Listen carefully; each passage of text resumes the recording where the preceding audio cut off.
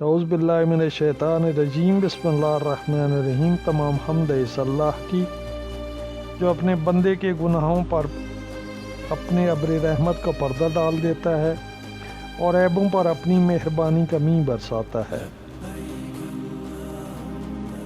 یہ مسجد ایران میں ایک بہت ہی پاکیزہ جگہ پہ ہے اور ایک عورت کے نام پہ ہے، مسجد گوہر شاد۔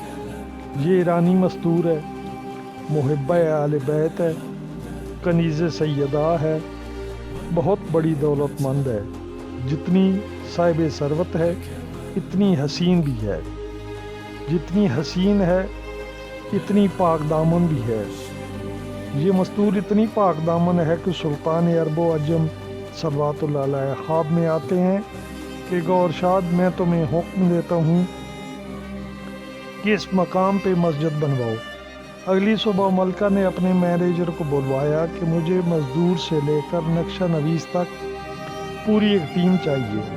مینیجر: ملکہ کرنا کیا ہے؟ گوہر شاد: ایک مسجد تعمیر کرنی ہے، لیکن میری شرائط ہے کہ ان تمام لوگوں میں کوئی بے نماز نہ ہو، دوسری ان تمام لوگوں میں کوئی منکر اہل بیت نہ ہو، حکم امام ہے اس لیے واجبات کے پابند ہوں۔ جب انتظامات مکمل ہو گئے، گوہر شاد نے تمام لوگوں سے پردے میں خطاب کیا کہ تنخواہ اور وقت آپ لوگوں کی مرضی کا، بس کوشش کرنا کہ باوضو ہو کے کام کرنا اور درود پاک کی تلاوت کرتے رہنا۔ کام شروع ہو گیا۔ اب ملکہ ہر ہفتے آتی، کام دیکھتی اور کام کی اجرت دیتی۔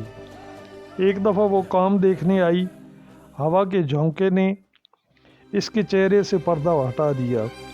پاس کام کرنے والے مزدور نے اس کے حسن کو دیکھا تو ملکہ پہ فریفتہ ہو گیا۔ گوہر شاد کے جانے کے بعد کافی دیر سوچتا رہا۔ آخر کار مولا امام رضا صلوات اللہ علیہ کے حرم کی طرف منہ کر کے بولا: مولا مجھے معاف کر دینا، میں اب اس قابل نہیں رہا کہ مزید اس تعمیر میں حصہ لے سکوں۔ گھر پہ رہنے لگا۔ ملکہ دوسرے ہفتے آئی تو دیکھا کہ وہ مزدور نہیں ہے۔ دریافت کرنے پہ معلوم ہوا کہ وہ کافی دنوں سے نہیں آ رہا۔ گوہر شاد نے وہاں سے اس مزدور کے گھر اپنے رفقا کے ساتھ جانے کا ارادہ کیا۔ تلاش کے بعد اس کے گھر کا دروازہ کھٹکھٹایا۔ اندر سے آواز آئی: کون؟ میں گوہر شاد ہوں، دروازہ کھولو۔ دروازہ کھلا، اندر بٹھایا۔ مومنہ مستور نے اس سے حال احوال کے بعد پوچھا کہ بیمار ہو، اپنا علاج کیوں نہیں کراتے؟ پیسے چاہیے تو میں دیتی ہوں، کیونکہ تم میرے مولا کے غلام ہو۔ مزدور نے جواب میں ٹال مٹول سے کام لیا۔ گوہر شاد نے مزدور کے سر پر ہاتھ رکھ کے کہ سچ بتا، تجھے مولا رضا کا واسطہ۔ مزدور آنسو پوجتے ہوئے: سچ یہ ہے کہ جس دن آپ اجرت دینے آئی تھیں آپ کے چہرے سے پردہ ہٹ گیا تھا، میں نے اس دن سے کام چھوڑ دیا ہے۔ میں اپنے مولا سے جھوٹ نہیں بول سکتا، بشریت کے ہاتھوں مجبور ہوں، آپ کے عشق میں گرفتار ہو گیا ہوں۔ گوہر شاد: جب یہ بات تھی تو خواستگاری کا پیغام کیوں نہیں بھیجا؟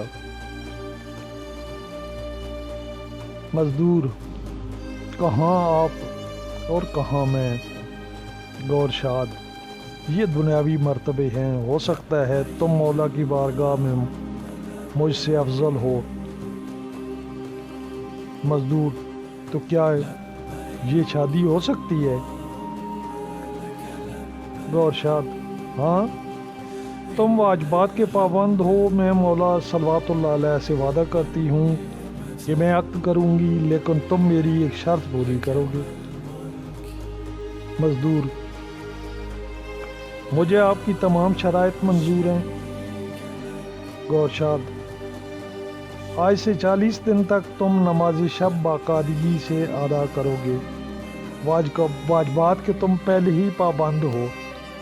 نکاح خواہ میں خود لے کر آؤں گی، اور ہاں، آج کے بعد تم کام پہ نہیں جاؤ گے، تمہاری اجرت تمہیں گھر پر ہی مل جائے گی۔ مزدور پکا شب بیدار بن گیا، اپنے حقیقی مالک کو پہچان گیا۔ 41ویں دن گور شاد نے اس کے دروازے پہ دستک دی۔ مزدور کون؟ میں گوہر شاد ہوں۔ مزدور نے دروازہ کھولا۔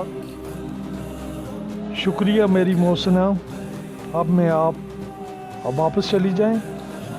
میں نے عشق مجازی سے عشق حقیقی کو پا لیا ہے۔ یہ مسجد گور شاد امام زمان آہو کے حرم کے ساتھ سبز گنبد والی آج بھی موجود ہے۔ من و سلوہ کھانے والوں نے اس مسجد اور گور شاد میں عبادت بھی کی ہوگی، یعنی اور